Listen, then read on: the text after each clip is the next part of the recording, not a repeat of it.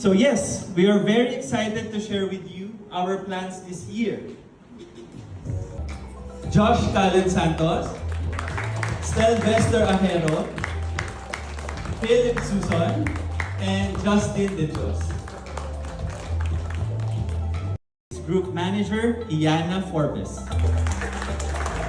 26, 1Z Entertainment continues its upward trajectory, reinforcing its commitment to developing world-class talent and artists. Amplify the reach with dynamic hosts that engage millions of followers across platforms. Next, music video placement. Showcase your brand in creative, high-impact visuals that will reach audiences locally and globally. Gusto namin yung culture i-connect sa lahat ng sector, fashion, language, products, experiences, places, ano ba, tawag dyan? Ano ba yung tawag dyan? Tourism, lahat po yan gusto namin i-connect sa artist po namin. Nang sa ganun, makilala talaga yung kulturang Pinoy. Pero saan po papasok yung mga brands na, diba? Parang it's about culture. It's also commerce.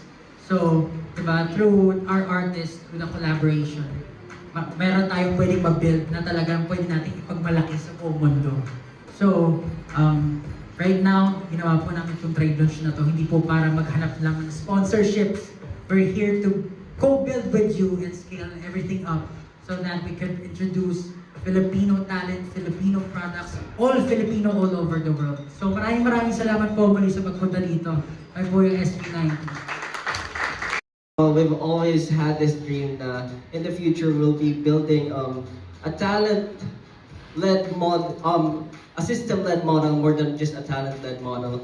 So for us, the system infrastructure, maybe yung mga nakita nyo is what we have done and what we have been doing for this year.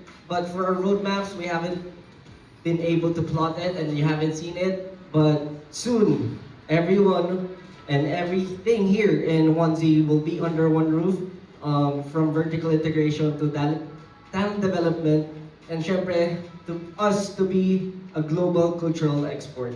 So yun po, maraming salamat po. And I know that you guys are actually here to listen to our visions and dreams, and we are here to co-build with you. And ayun, welcome to the new norm and welcome to the new system. Welcome to the zone.